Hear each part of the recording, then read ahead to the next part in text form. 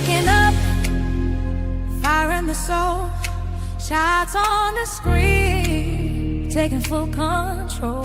London session calling, the volume is high, watching the candles reaching for the sky. Strategy locked, no room for doubt. I know what the movement is all about. From the one-step plan to the two-step challenge, finding that edge, keeping the balance, no distractions. Phone or silent mode, deciphering the market, cracking the code. Precision entry, the setup is clean. Living the life inside the machine. Patterns forming, packets closed, balance they struck down, standing strong through it all. Risk defined, profit inside. Seacrest Markets guiding every step into the light. Seacrest Markets leading the way.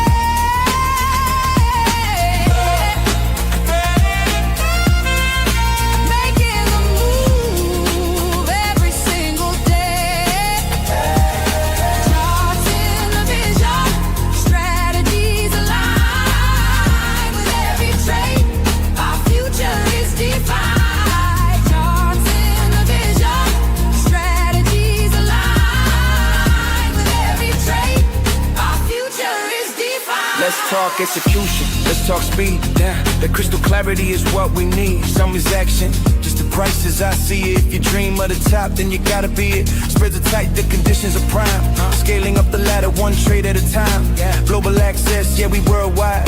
We're the brokerage back firm, right by your side. It's not a gamble, it's a calculated risk. Reviewing the data, checking the list. Green on the screen, yeah, the feeling is grand. The power of the market in the palm of your hand. Master of the pulse, heart rate steady. When the window opens, I'm already ready. No revenge trading, no chasing the rat. Following the logic, the plan in my head. The market is a mirror, it shows who you are. Trading like a pro, reaching for a star. Seacrest is the vessel, the compass is true. Breaking every barrier, breaking on through. Discipline and patience, the tools of the trade. This is how a lasting legacy is made.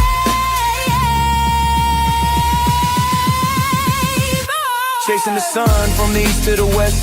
Put the strategy through the ultimate test. Sydney is waking while New York is sleeping. Watching the levels, the promise is keeping. Laptop open by the ocean shore. Every pip gained is an open door. No 9 to 5, no shackles, no change. Just the cold hard facts and the capital gains. From the rooftop bars to the quiet floor. Seacrest Markets gives you so much more. Patterns forming, markets call, balance based drawdown, standing strong through it all.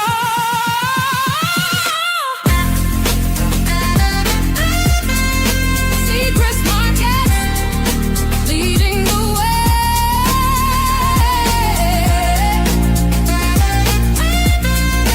Making the move every single day. Charts in the vision, strategies align with every trade. Our future is defined. Charts in the vision, strategies align with every trade. Our future is defined. Then the lights let the candles glow. Watching the Fibonacci start to show. Resistance turning into support. This is the craft, this is the sport. Back chasing nights in the early mornings. Leading the trends and the volume orders. It's a chess game played on a digital board. Striking the keys, striking the chord. Elite mentality, top tier tech. Seacrest provides the ultimate check. MT5 or match traders speed. Technology serving the traders need. Daily limit set, max allocation. Building up capital, pure dedication. It's more than a payout, it's more than the gain. It's the freedom we build, breaking the chain. From the first deposit to the maxed out account, watching the influence and impact mount. We're the new era, the elite of the screen, navigating depths where the giants are seen. Seacrest the name, the gold standard inside, turning every vision into brilliant light. It's a mindset, Keep grinding, it's a lifestyle. keep crushing. We own the vision, we are the flow. Good morning, everybody. Happy Monday, the 2nd of February, 2026. So I hope everyone had an incredible weekend and a great start to the week so far. London markets and European markets haven't been open for so long, but we've definitely seen some moves in the market on the back of the weekend news.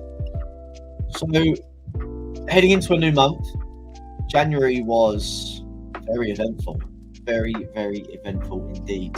We could say that the Santa rally came late and we saw huge moves in many markets across gold, silver and indices. But then towards the end of the month, unfortunately, we saw some unwinding happening in the market. So a lot of those hedge assets, hedge instruments into metals start to get unwound on the back of the news of Kevin Warsh being announced as the new Fed by Donald Trump, POTUS, and a general consensus of trying to understand where the markets are wanting to go.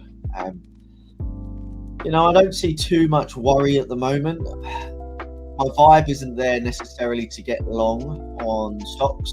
I'm very much weighing up the right time to start reassessing. A lot of the sectors I'm looking at overall, I'm either holding or I'm waiting. And that comes down to a number of things, with the uncertainty around the geopolitical risk, with earlier in January, the tariffs across that were potentially coming into the EU, the geopolitical tensions between the US and Iran, which we'll touch upon in a bit, and also the discussions around, obviously, the Fed with the new chair. So, very interesting month. Gold and silver. So, we'll take a look at the economics at the moment, but let's take a look and let's actually have a discussion about gold and silver. So there's definitely now a cautious tone in Bitcoin. We saw a huge 13-year sell-off in terms of record sell-offs in precious metals. So silver and gold, I noted last week, gold fell. Where's my notes? Gold fell 8%. And last week, and silver fell 17%. It did continue lower, and we did see numbers coming out pretty low. And we were discussing this at the back end of last week, so I haven't touched those charts that we analyze here for the live stream. So we'll go back into the S&P, we'll go into gold, we'll go into silver, and we'll go into the DXY, and we'll take a look at what's actually going on in the markets, both technically, and then we can overlay the fundamentals or the macros behind the majority of the moves. Yeah, we'll take a look at micros on Mag 7s. So as you know, Microsoft and Intel come off, even though obviously they showed good earnings. The reason they came off is fatigue in AI and potential growth within the cloud sector slowing, whilst other stocks like Meta rallied. So mixed bag across the earnings that came out last week and across Mag 7, which, as you know, hold a good weighting. So we'll take a look at all of that during the live stream, as well as answering your questions, discussing your comments and any queries you might have. So this week's going to be a big week as well. May not be as bullish as we once saw, but from a macroeconomics perspective for the outlook of this week, very much a scenario of watch and wait. We have to digest the new leadership news. So yes, we know it's Kevin Warsh. Now, yes, Kevin Warsh is traditionally quite hawkish, but is Warsh's nomination going to send nerves through the market, which creates volatility in the USD? And that will primarily be because the Senate will focus on the discussions around whether they have to determine whether Warsh will be a Trump dove to cut rates or a monetary hawk. Which, if he's a monetary hawk, it will be to shrink the balance sheet of the US. We also have non-farm payrolls. This Friday, critical data point, if we get a strong jobs report, it's going to reinforce higher for longer in terms of rates. So what that will do is potentially keep the pressure on gold and crypto. And the final point in terms of what I'm looking at for this week will be government funding. So we've got a stopgap expiration on Jan 31st. Now we're potentially looking at seeing if this government shutdown is going to be prolonged or there's going to be a new funding deal, which, let's face it, and I've said this for a long time now, I know that many of you don't necessarily have this exposure, but as long as the world is buying US treasuries, they will always look to raise that debt ceiling. So realistically, a new funding deal will come in. So it's not, the narrative hasn't changed. The narrative isn't new. And from as far as I can see, the world is still buying US treasuries. And I know it's only a rule of thumb and it's something that we go by. But as a rule of thumb, as long as people are still buying US treasuries, I'm expecting there to be a new funding deal. So very high level, holistic. Where am I right now in terms of instruments and what I'm looking for? Gold, we're neutral to bearish. Bitcoin, we're bearish. Risk, i.e. euro dollar, we're bullish. The S&P 500, we're cautious. And oil, we're bullish. Okay, so they're just the overall themes of the way the market finished last week. That could adapt. We could need to evolve. We could need to change our ideas. That's okay. We look at the markets, we overview the macro, we then review the technicals, and we try to get involved in those positions. And that is how we always do it. You've seen it time and time again since we've launched these live streams for educational and analytical purposes. And that's how we will continue to do it. So following the mania in January, we're expecting corrections throughout February. We'll look to see how investors move their capital from the investments into cash and how they recalibrate their overall positions heading into the Q1 period. Kevin Walsh is expected to come out and really show us what the market wants. Then, of course, we can look at how we react to it. In terms of other macro news, I'm going to point to the left, even though for you, you're going to see that directly in front of you. This is all the data we've got out for us this week. And later today, we have the ISM manufacturing data. We want to see positive steps. Previously, it was 47.9, forecasted for 48.3. Now, whilst that is below that key 50 level or key 50 handle, if it goes up from 47.9 or 47.9 to 48.3, that shows momentum and growth into the right direction. What we don't want to see is 47.9 or lower. Good morning, the Wolf. And the reason we don't want to see lower than 47.9 is because it shows stagnation or retraction. We want to see positive steps forward in towards that 50 handle and above, because that will show that the manufacturing section is expansive. Looks like we're expanding. We're seeing momentum coming back into the economy. We're manufacturing more. It means there's more demand. Okay, there's more demand. Prices will go up. Let me get that turned down for you. How was that, everybody? Better? Subtle enough that you can hear it, but not loud enough that you can't hear me. Moving across into tomorrow, we've got, realistically, your JOLTS job openings are the main key point for a lot of us. Now, I know we do obviously have RBA interest rate decisions from Australia, and we have the inflation rate coming out of France. But realistically, we're going to be looking at the US JOLTS job openings. Heading out into February, Wednesday the 4th. Again, we are going to want to look at ISM services for the PMI. Yes, we do have inflation rate year-on-year flash for Europe in terms of the Eurozone. Thursday, Bank of England interest rate decision expected to be maintained at that 3 3/4 rate, which is okay. I'd like to see it come down more if I'm going to be completely honest, but that's for my own selfish interests. And then we have the European Union deposit facility rates and the ECB press conference. So nothing major realistically that I'll be looking at. And then on Friday, that key data and inflection point that we've just spoke about, the non-farm payrolls. there was a time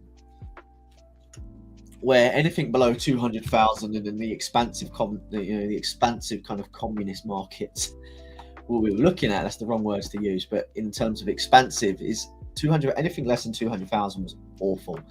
But now the market seems to be okay with this 70,000 and 50,000 print. And if I just click on it to do expand this, so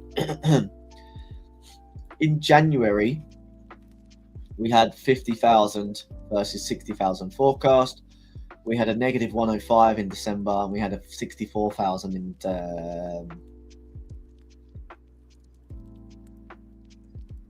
in December, which is what? So forecast this month for 70,000, which would be good. But I'm also keen on looking at the revisions from the prior month. So we had that 50,000 print. I want to see no revision. If we get a down revision, a down rating on that number, I won't be happy. And that traditionally happens a lot of the time. We tend to typically see a revision on those prior months. So keep an eye on the labour statistics. But realistically, as I always see, volatility around Wednesday starts to get a little bit more rife. Volume starts to thin out into the data. So if you are trading, just trade safe. Be nimble. Make sure that you manage your risk, because I'm seeing a lot of people at the moment gamble for the sake of returns and make silly mistakes that can be completely avoided, risk mitigated as best as possible. So without further ado, if there's no more questions or no more comments coming in, let's switch across to the markets. And again, like always, we look at the daily. We look at the daily and weekly, and not much has changed. We're still cautiously bullish. We're still holding that demand level that we pinpointed for the last few sessions and live streams. Expectation is for market to remain bullish. I'm still bullish the US. I'm not changing that view at the moment. Yes, on the 4 hour within the front leg, and even more, you can see that obviously we're starting to close below, or we did close below that previous point of demand on the 4 hour that was the swing point to create those new highs. But we've immediately reversed. We're still holding that daily demand level as well. So at this moment in time on the 4 hour, we're bearish unconfirmed, okay? Because we've broken something to the left in terms of structure.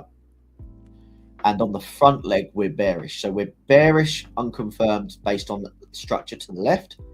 We're bearish on the front leg, but we're bearish unconfirmed overall because we need to see how the 4 hour now reacts.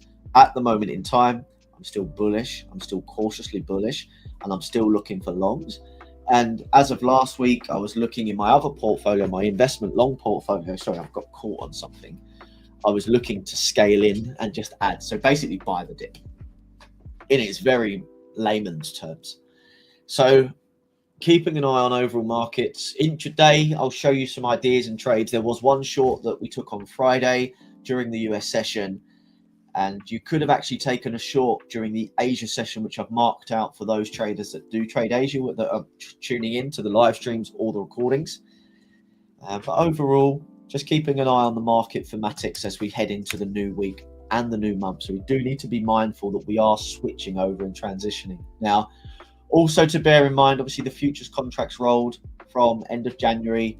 The original front month obviously was rolling over to what is now the front month, which is GC/G6, which on the future side was originally February 26 gold. We've now switched out to April. Obviously, so the front month is now February. So just bear in mind that there was obviously that volatility coming into the end of last week. And when we started to unwind levered positions in gold, that really kind of exacerbated and sped up that sell-off in gold and other precious metals like silver. So it isn't just as easy as people think. It's not. There's no catalyst to this. But when people are unwinding their longs or profit taking, and then we start to get people that are highly levered up or highly geared up in something and weak hands in their longs, when they start getting triggered on their stops, the market will just continue to sell off. So that's pretty much how it happened last week. So switching back into the S&P, you know, the 1 hour, we've taken out a lot of structural liquidity to the left, but we were originally holding that level. What's happened? We've now taken out that level. We do have some points of supply and areas of resistance that we could look at. We've got the point of extreme up at that high of around 7,000, that big round number, again, psychological level. And we also have this area here, which is that point of control from Friday's price action. So the point of control is around here, and that would lead to price potentially retracing only to about 6,905, up to around just over 6,930. So there is that point of supply or area of resistance that we could see gold trade into, which I've just marked that out here.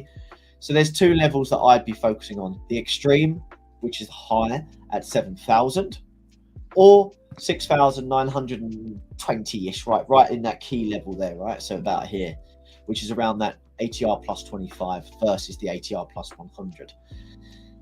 Again, bear in mind on the daily, we're still bullish. On the 4 hour, we're bearish, unconfirmed. So anywhere in these two levels, I'll be looking. I do prefer 6,900 to 7,000 as shorts, I will be honest. But equally, on the daily at 7,000, you do need to bear in mind that when we start trading up there, we're at that high. And what I've said before is the following. One, we don't get sell-offs as a V reversal immediately. We get something like a double top or a camel's back, you know, like a hump, trade lower, hump. So let me just draw that visually, because I've just realized I've done that with my finger and many of you might not be able to see it. And let me zoom in so you can see it even better. So we've had that rally into the high, that's the 7,000 level. We start to, you know, trade around here. We then dip, we then trade back up, and we do the same thing, right? And then here is where the market has to decide, are we going to start trading higher, or are we actually going to start trading lower? And that is essentially your double top, your humps on your camels, you know, your double humps. It's not a technical term. It's just something to visually help you understand how the market moves. So as we trade back up into these levels, and if we do get up to your 7,000, you do need to bear in mind we've got that original top. We've had that blowout. We potentially got another top here, which is your double high, your double top, your equal highs. And overall, on a macro basis, on a geopolitical basis, and where volume is, this realistically could decide where the S&P goes from here. So cautious at the moment. I remain bullish, but I am cautious, and I will look to trade shorts if I need to on an intraday basis. But again, as a caveat, I'm not a big fan of taking shorts on indexes, because I believe in bullish higher prices for longer. So we just have to be nimble on those positions. Now, as we come down into the M15, because we've marked out the hour, we've marked out the daily, we've marked out the 4 hour, we've marked out the 60-minute 1 hour. Nothing more to do. Okay, we've got some little bits inside here, those intricate levels. But as we really look at the nuts and the bolts of any hedge, you need to stop looking too granular on the higher time frames and understand where your support resistance levels are, where your supply demand levels are. And from there, depending on how you're trading on an intraday basis, you then add in on the lower time frames. Where's your volume? Where's your ATR levels? What's your daily range? How do I get involved? Any other confluences you can look at, but as long as you're following the overall structure, momentum, order flow, depending on what instrument, from there you can get down into the nitty-gritty of any position. So as we drift into the M15, you can really start to see what was materializing as we came into the close of the week. You know, so we've got lower lows, lower highs. Why is demand holding? Well, we spoke about this last week. We were moving into a range. As you can see, we had that range-bound market kick in, which was this. Lower highs and lower lows. And we could buy from the extremes. We could sell from the extremes. And that is exactly what we were doing. Now, bearing in mind, we were considering how order flow was bearish. Bulls were unwinding their long positions and we were selling off. So realistically, we were looking at continuations to the downside and selling from those extremes. Yes, we could have also taken longs from these extremes as well, and they are very, very clean, which we'll touch upon. But obviously they were also on Friday, so we'll take a look at those. And then right now, if we just look ahead at what's going on, we've taken the low, but we've swept it. We failed to break. We've now taken out. So what we've got here is what we call a change of character or a change in order flow, but it is unconfirmed because we haven't come back to respect anything in this leg. So at the moment, this sweep has been confirmed. So we'll be looking to trade away from that sweep or from that fake break. So around that 6,800 level, 68.5 is what we could be looking for. It looks like at the moment we're being held up by an intraday range around that 68.94 level. So around 6,900s, which also is an area of the extreme range of control. We've already traded through the point of control this morning, which is around here. So price could be expected to trade back into that POC. But we're gravitating towards that at the moment, nothing more done at this moment in time. Bearing in mind, we'll get some moves as we move out into the session. It's the first trading day of 2026 for February. It's only London and Europe open at the moment. US markets are currently closed, so volume will be slightly thinner in these markets. So expectations are still for that pullback into around that 69.20, 69.30 level, and maybe back into that 7,000 key level, which was those previous highs that we were talking about and those all-time highs in general. So just keep an eye on that. Coming down into the M5, we really start to get that color from last week. So Asia session February, we had those Asia session from Friday, sorry, not February. We had those longs creep in, which you can see we discussed the breaks of the moves. We had that fake break, and this is actually something we spoke about. So on this range, we spoke about that fake break to the upside with then the continuation to the downside. We got that, right? We had a break, demand then respected. We have a further break, demand then failed. We traded into the extreme of that previous demand leg, which we were resting above previously. So a lot of liquidity would have been sitting inside here. So we've taken all that out. We then traded to the upside. Where did we then trade into? The lower high extreme where resistance was and supply was. So what happened? We then traded in. Demand was obviously being respected. We traded higher. We swept. We came back down. We swept. We came back up. We swept. And then we started to show signs that we could actually get short. Now, bearing in mind, we're trading from the extreme. Entirely up to you how you got in this. You could have got in here, like so, which you've still got your stop above that high, which we discussed. There's 1.5 R available to the low of the extreme. Yes, you could have held to the absolute extreme. What happened? This was the point of demand at the extreme that tested that previous point of extreme. So we've got this extreme. We've then got the lower high, the higher low. We've got the higher low in line with overall demand. We've then got this higher low in line with demand. We've then got this higher low in line with demand. We've got this, okay? So obviously this swept. We then traded into supply. Supply take control. Supply was still in control. Why? Because we're in a range. We're still trading from the extremes of the range. We then got that sell-off. This was Asia sell-off, okay? So I'm not in this trade. I didn't take this trade. This was heading into open into Asia session. So on a Sunday evening, I only look at what happened in the markets in terms of last week, what the news is heading out into the new week, and what the market's realistically going to be positioned like across most instruments and how my portfolio is looking. That's it.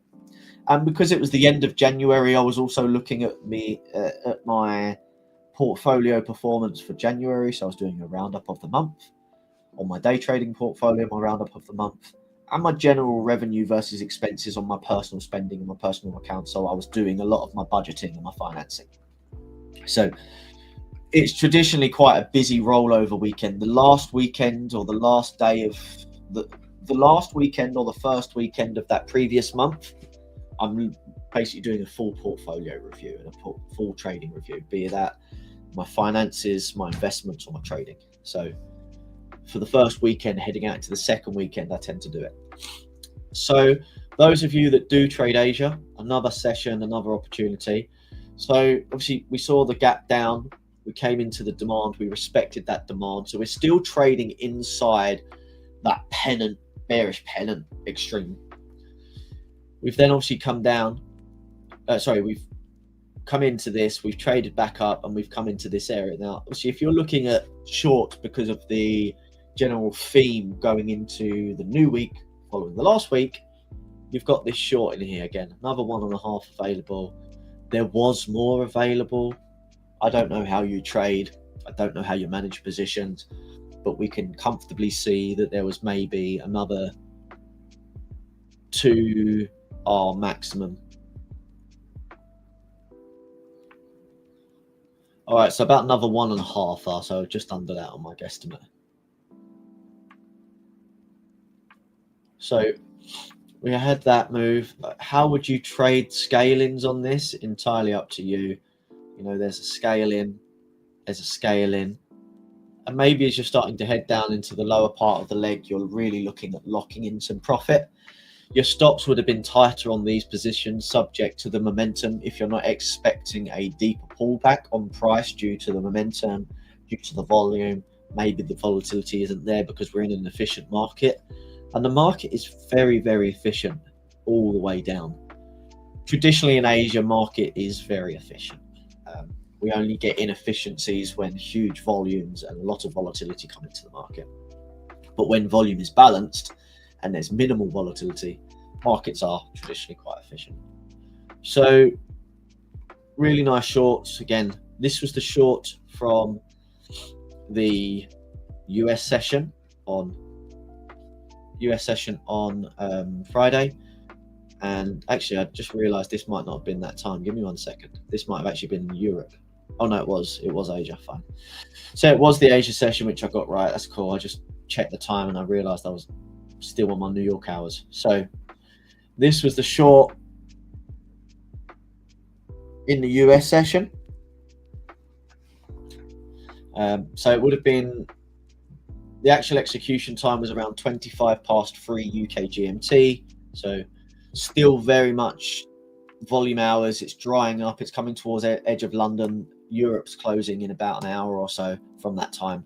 So you just have to be very careful. But overall, all 3 markets are still open. So very much happy to take that short into 1.5 R, which came into this level. And we got that reaction. And you just, when you look at where the volumes are, you know, this came right into one of the big volume nodes. So key level to take profit from. Did it go lower? Yes, it did. Do I care? No, I don't. You know, we had that as soon as we reacted to that level, we had that reversal again, higher low, reacting from a support level into a demand level, however we want to call it, support demand. We then retraced back into supply. So you could have taken another short if you wanted to. I'm not saying you would have. I didn't. I'm just saying you could have. There is definitely a scalable opportunity there. And I don't know how you have actually got into that. Let's have a look. There may not have been any real opportunities available. You know,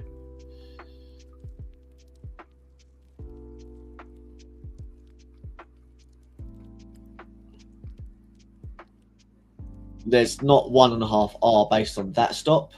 So if your stop's tighter, if you were looking just for 1 R because it's a scale in, it's coming into the extreme as well. So entirely up to you how you manage it. Let me just quickly reverse those moves that I just did to get that back. So 1 R was available. I'm just going to leave it there because I can't be bothered to worry about a tick. So if you're already in that short and you're scaling in, I don't know how you manage your scale-ins. You might only look for 1 R on a scale-in because you're looking at capitalizing on an existing move where the momentum is already showing. There's definitely an availability opportunity there.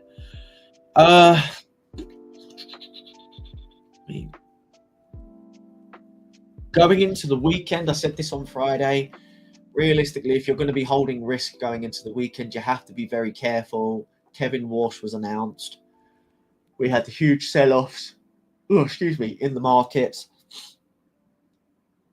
We had the shutdown of the US government. there were things that we weren't even aware about as well, like geopolitical tensions that are ongoing. US and Iran are expected to meet in Turkey this week, I believe, from what I was reading over the weekend, which is positive. Hopefully we get some positive developments, which could obviously see bullish foundational support on the US markets. Again, initial news and announcements of war send fear through the markets and send people moving their money into cash or metals like gold.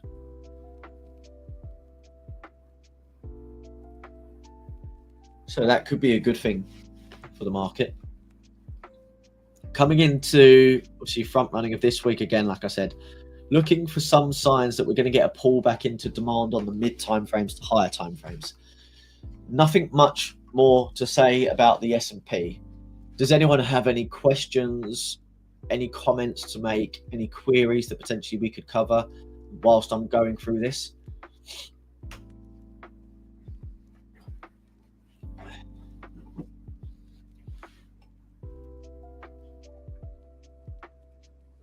Let's also get those viewing numbers up. Please retweet the live stream, comment on the live stream, like the live streams, share this across your Instagram feed, share this across your Twitter feed, share the links wherever you possibly can. Turn on your notifications so that you're announced and aware of every time we go live, Monday to Friday, without fail, hosted by no one else but myself. Woo, gold.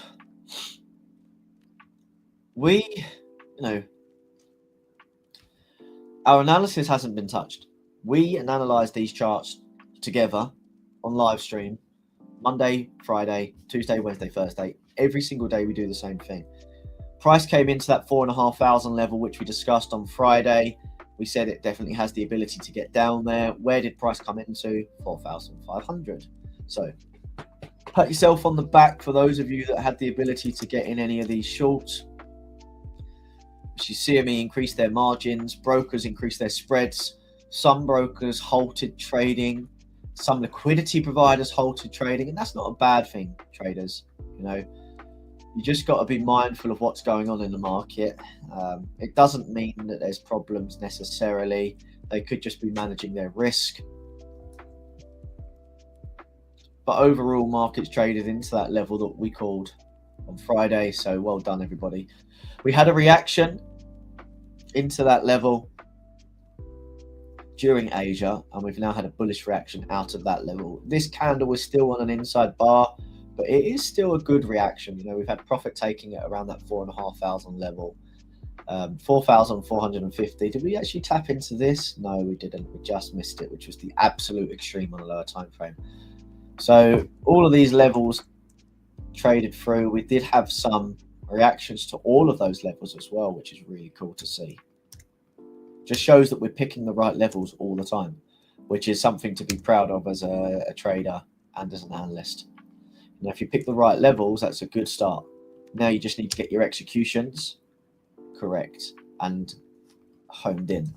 The better your executions, of course, the exit execution is the most important, but the better you are with your analysis, the easier it is to execute. And hopefully from there, you can obviously improve on your profitability. I see a lot of drama on social media as well, and I need to get away from it, but I also need it. It's a blessing and a curse. There's a lot of noise on social media at the moment between traders. Traders calling other traders out, and it's wild. Just stay in your own lane. Focus on what you need to do.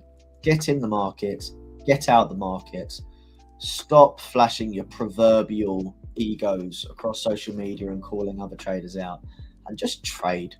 Do what you need to do. Do it as honest and as best as you can, and go about your life. Social media isn't real. People will always call you out because they want noise, they want drama. And there's two people at the moment in the future space that are calling each other out relentlessly, and it's just quite embarrassing.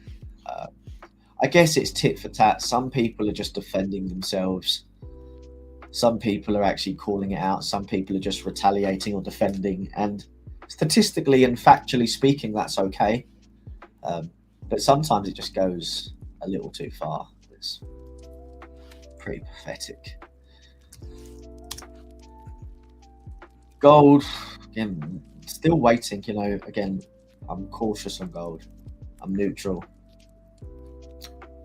I haven't seen much that I want to get involved in yet. I'm looking at the way these legs are forming. We haven't really done anything on the daily perspective. That 4,500 handle was held, so we can keep an eye on that. The 15-minute will give us some idea of where intraday markets have come from. So we had this sell-off on Thursday, then on Friday. Again, these were London time, so this is Asia. So we had the sell-off in Asia, which we covered on Friday, and then we had that continuation to push down. So there's a lot of opportunities to get in these trades. So as Frankfurt opened into Europe, into the UK, we had that aggressive push down to the downside. So sell-offs were obviously very aggressive. We've had price then retrace into this. So from there, you could potentially look at how to get in the trade. So short from this level, about 12:30 UK GMT. Stop could go above this high here. Initial target would be about 1. So here, turn 1.5, then your 2. So in that initial push down from your trade in Europe or the European session, you've got 1.5, 2R available. Had you have held that through US, you know, CFDs coming into the session end, yeah, that's fine. Obviously, market's closed here, so you can hold that position as long as you want. If you're coming into the US close and you're trading futures, well, you'd need to close that out. But if you were holding CFDs, fine, hold it over the weekend.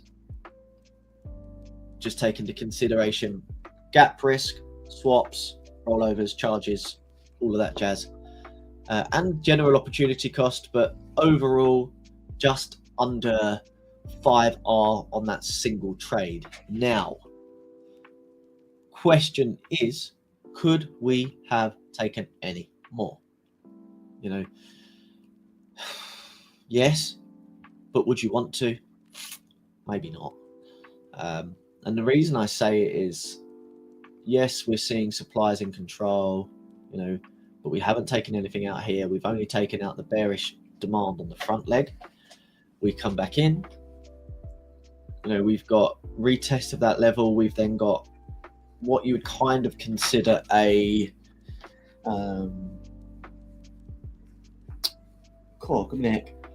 doji candle, like a spinning top. We then have a bearish Marabuso engulfing candle, which, had you have been looking to get in that candle, you would have already been in before the close. If you were waiting for that close of that candle to understand whether we are actually shifting bearish, then you wouldn't have got involved until the open of the next candle, which would have been here. You would have sat through a small amount of drawdown. Your stop would have been about the same, you know, maybe coming down to trade above this high, put this like this, maybe give it a bit more room. You would have traded up here. You could just keep your stop there. It's not a massive issue, you know. Stop trying to focus on getting your stops too tight.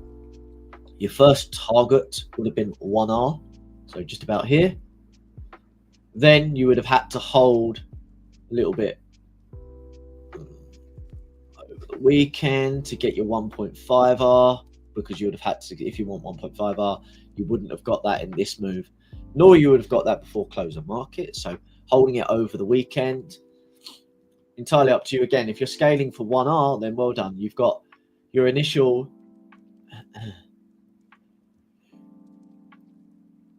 you've got your initial 1.5R, and then you've got the other 1R there. So you've got your 2.5R in 2 trades in a single trading day, let alone if you traded Asia, which I doubt you did. Plus, you've got the other instruments. You've got gold, you've got the ES, you've got the NQ, so you've got S&P 500, you've got the NASDAQ, US 30, you've got the Dow, you've got US 100, sorry. So whatever, US 100, US 30, you've got 3 US instruments to trade. You've got the DAX, you've got gold, you've got silver, you've got oil, if you want to trade oil, which is the most manipulated market in the world, but you still got it. And then you've got FX if you're also looking to try and take out some moves on the risk side. So gold shorts are available. 1.5 hour at the minimum on that first trade if that's what you're targeting. 1 hour on the second trade. If you're not holding risk over weekend, then that's your trades done for the week in gold. Now let's take a look at XAG, which is silver. And we spoke about these levels getting hit, so nothing is surprising. Nothing surprises me. We don't get the analysis right all the time, but as you can see, we traded right into that 75 handle, which was the call, on Friday. So if you were here on the live stream, which I know some of you were, congratulations for being present. If you didn't have the opportunity to watch the live stream, but you watched the recording, again, congratulations. You saw those levels called during the live stream, which at the time they wouldn't have been hit. But obviously, as we traded into the day, you could see they got traded into. So you were part of making history there, I'd say. But what are we doing now? We're reacting to that level. We've swept that previous point of demand, which was underneath 73s, under 74. Sorry, I keep getting no caller ID. Sorry. But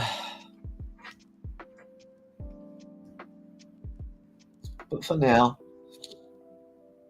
I'd be waiting, I can't remember what this was. Oh, this was waiting for something to drive out. This was the range. So we're starting to see bullish momentum come in. So expectations will be for higher prices, whether that's going to be to target $125 or whether that's just going to be a pullback to realign with supply resistance to continue with shorts to the downside. We have to bear that in mind. But again, at this moment, not looking for anything on the higher time frames, looking for where the lower time frames are going to be realigning with us. So we're still bearish on lower time frames. We have got a change of character, but that's on the mid time frame. Sorry.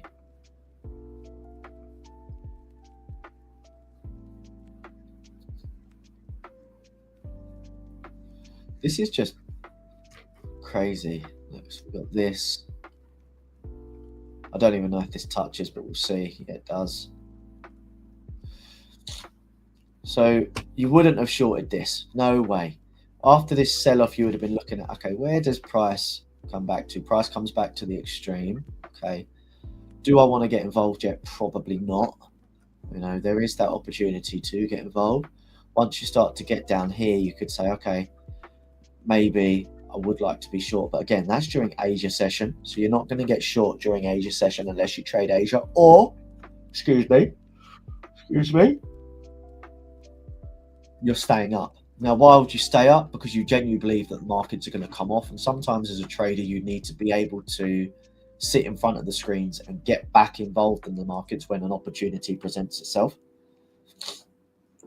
So, if you were an aggressive seller during Asia, you've got this initial sell-off to take advantage of your 1R, 1.5R, and then all the way through London into New York.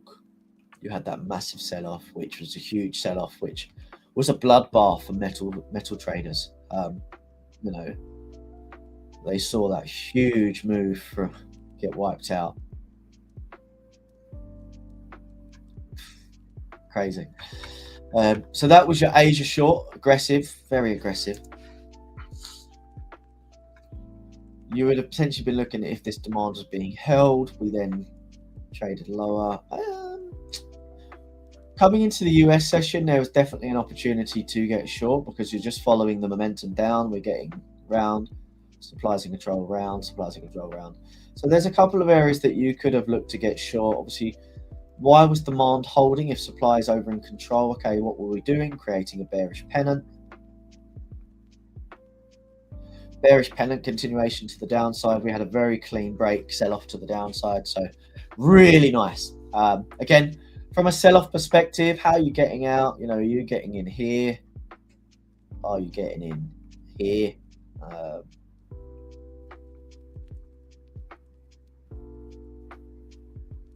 Targeting this level, 2.6R, 2R. So you get your 1R, you get your 1.5R in both of these trades. And this is if you're selling gold, selling silver. So big sell-off on Friday. You had a minimum of 2.5R in gold. You've got a minimum of 3R in silver. So that's 5.5R. And then you had another 2.5R minimum. Sorry, another 1.5R in the S&P. So that's a good day. That's 7R. If you took all of those trades. Big if. Okay? But if you were really looking at the way the markets are moving, the sell-off, you could have taken advantage of that. And I'm not saying you would. I'd have been happy with 1.5 to 2.5R. You know, not bothered. You know, whether that's in the ES, whether that was in gold, whether that was in silver. Obviously, there's more art available. Yes, you could have taken all of that availability. You could have been more aggressive. You may have even taken more risk. So whilst the R remains the same, depending on dollar value, the profit drawdown, looking at those metrics. I don't know if all of you look at those metrics. The camera looks a bit, sorry. I don't know how many of you look at those types of metrics. But that's always a good thing to look at. Like when you look at costs versus drawdown versus profit target, there's a reason why certain plans look more attractive, and that could be for anyone, you know. But if you're holding personal, then that's an incredible day. You know, with us at Seacrest, you get up to 500 to 1 leverage on your CFD brokerage account. It is dynamic, of course, across instruments, so it's up to 500 to 1. You can trade FX, indices, commodities like metals, like gold, and of course you can trade out into crypto. Our spreads are extremely competitive across the board. You know, our spreads are up there with some of the top 5 CFD brokers in the world. Our depth of volume, depth of market is really good, and our top of book is also very good. So then apply that into our prop offering. You know, our prop offering is slightly different, as you know, but our top of book is very good, our depth of market is very good, and our spreads are very good. They might not necessarily be the most competitive on a prop side, but they're most, you know, they're very competitive, and they're sustainable, and they're stable. Whereas others will slip you to hell, I think was a saying I heard many years ago. But that's not a dig at any firm. I just remember the comment, slip you to hell.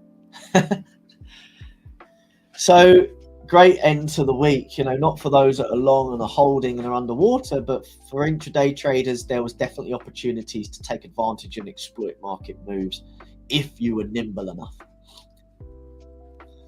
So what have we covered? We've covered the S&P, we've covered gold, we've covered silver. Let's look at the DXY. Does anyone have any questions or comments or anything they want to say?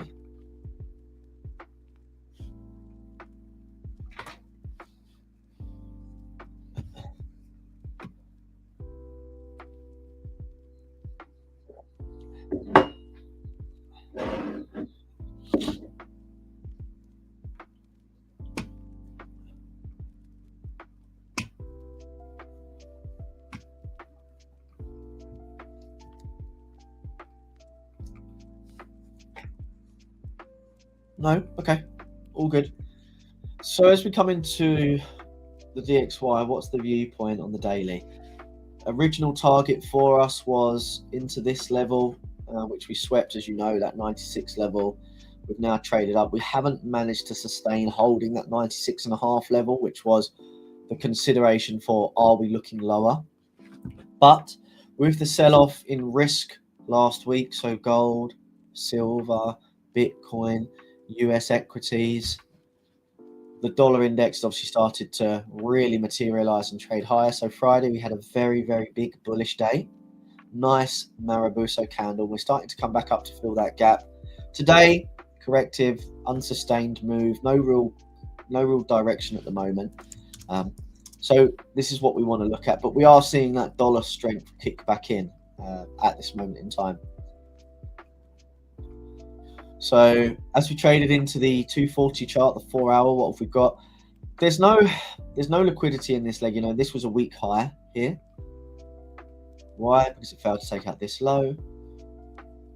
We've got this area of supply, which is also resistance, which we're trading at. You know, this was the area of price that traded and took that low, but it's ever since then, all we've done is create higher lows. So I don't really see this level holding at the moment. It could do, but it's low probability. I'm still expecting at this moment in time prices to try to correct or drift higher. So I favor a correction over a bullish move at the moment, but I'm secondary to bullish, and then of course I'm third to bearish. But there is a probability that this level holds. I just don't like it because it didn't do anything other than obviously take that low. But this was weak, so there was that expectation. Now, if supply wants to stay in control, then I want to see, you know, something broken, and I want to see structure develop to the right in order for us to continue shorts. Or alternatively, you know, I want to see structure built on that front leg, because the first point of structure that we need to break from that leg is here, and that was the last point of demand. That was the last point of demand that traded into this level. So if demand is going to be respected, or we're moving into a range, that's the level I'd expect it from initially. So we'd have to take that level out. So are we seeing a move into cash? Like I said earlier in the call, yes, I do see that. Are we seeing people be a bit more cautious as we trade into February after those huge bullish moves and the wipeout towards the end of last week? Obviously risk sold off massively, and you know, the biggest risk of all that we're kind of looking at is Bitcoin versus the dollar. Michael Saylor's liquidation point was 75,000 on traditional terms, which was a key level that we were looking at. 74, which what we tapped. And I mean, you can't make this shit up, really, right? We analyze this live on a daily basis. We had that breakout to the downside. We failed to trade a high and retain that level. We then pushed lower, creating a new low. We then pushed back into that supply level or area of resistance. We then sold off. You know, and this is market experience. This is intuition. This is time and time and time backed, tested data. I can't really teach this.